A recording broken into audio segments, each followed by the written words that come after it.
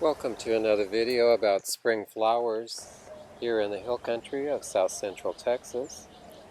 This is a cultivated vine that isn't very common in this area. Clematis, some people say Clematis. You say tomato, I say tomato. This is a variety called Dr. Ruppel. And I've had good success growing this in a large pot for several years now. Here's another vine that's quite commonly planted. It's native farther east in Texas, but does quite well here with a little extra water. This is Crossvine, Bignonia capreolata, a variety called Tangerine Beauty. And this is the variety that you'll most commonly see. However, here's the original Crossvine, the straight species, and you can see it has more yellow in the flower. Here's a spring flower that unfortunately is becoming more and more common in the area. Bastard cabbage, Rapistrum rugosum. These plants get huge, 3 to 5 feet tall, and grow very thickly and shade out the native wildflowers. This is a non-native invasive from southern Europe and western Asia. This is a Dwarf White Aster, Chaetopappa bellidifolia. It's an annual aster, very tiny. I found these among some native prairie grasses. Even though it's called Dwarf White Aster, the flowers are somewhat lavender. And this is annual Pennyroyal, Hedeoma, acinoides. They are typically found in rocky areas.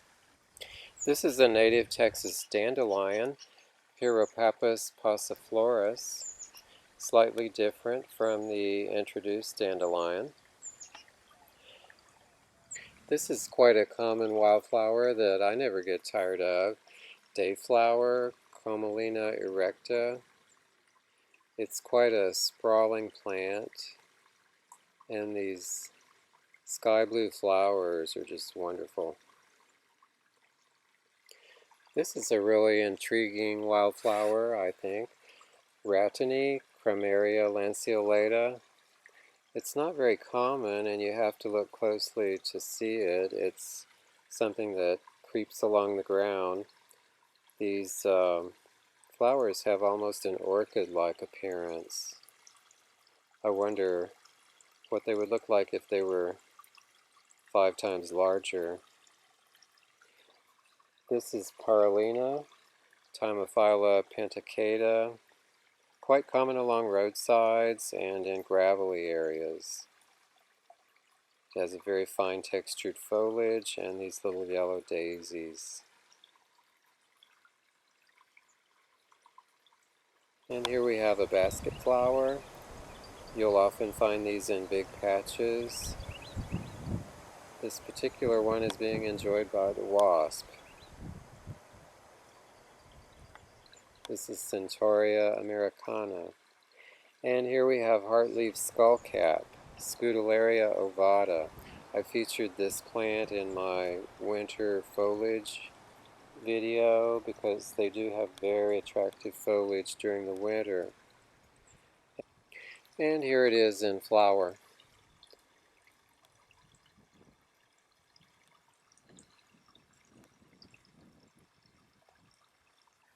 This is purple horse mint, Monarda Citriodora variety bracteata, quite a common wildflower.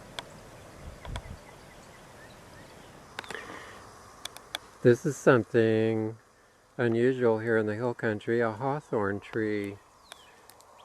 Crataegus is the genus. I'm not sure of the species of this.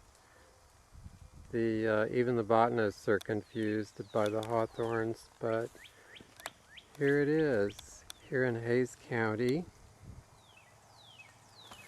in full bloom. Here's a close-up of the foliage and flowers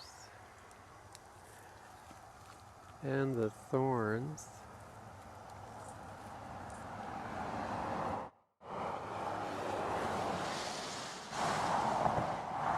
Right there, you can see these are pretty serious thorns.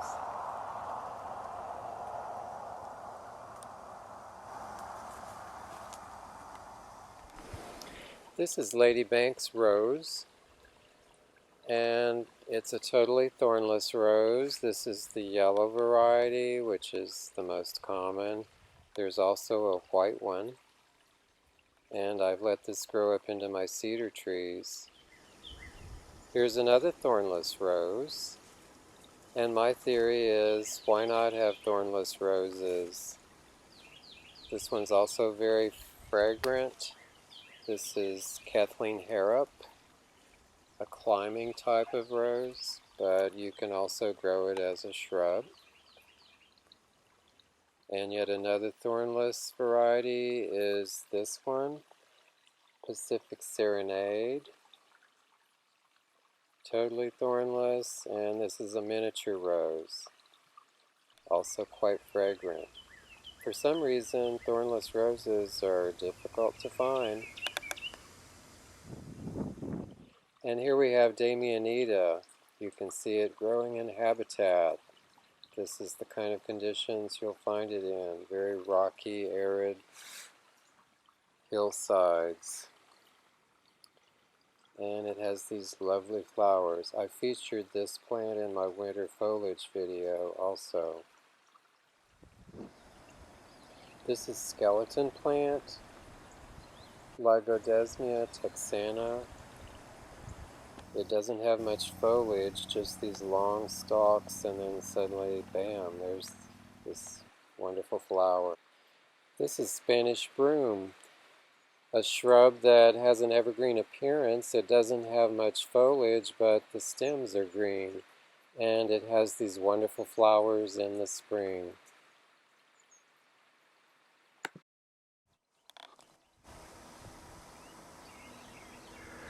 Smell of that.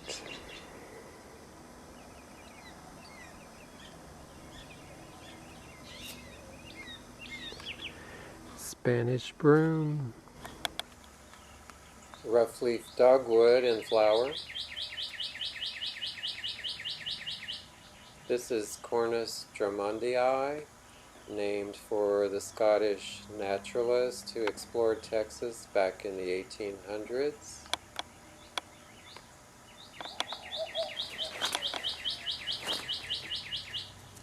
This is a suckering shrub that generally grows in fairly moist areas.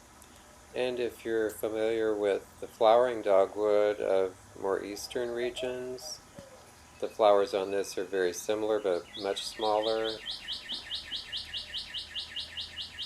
And they occur in these clusters. Glandularia pulchella, or moss verbena, is a South American plant that is a short-lived perennial. This is Zacolifa radians, cardinal's feather, a native plant of Central and South Texas and Mexico. Square bud primrose, or Callilophus berlandieri, is a very popular wildflower. It has these wonderful big yellow flowers in late spring and early summer. This is Zexmenia, Wooddelia acapulcensis variety hispida, a tough native perennial found all over central and south Texas and west to the Big Bend. These blue flowers growing along with them are western Venus's looking glass, Triodanus coloradoensis. And they make a lovely combination, the yellow and the blue together. Some of these flowers, such as the square bud primrose and the Zexmenia, will continue blooming into the summer. And I hope you've enjoyed the video.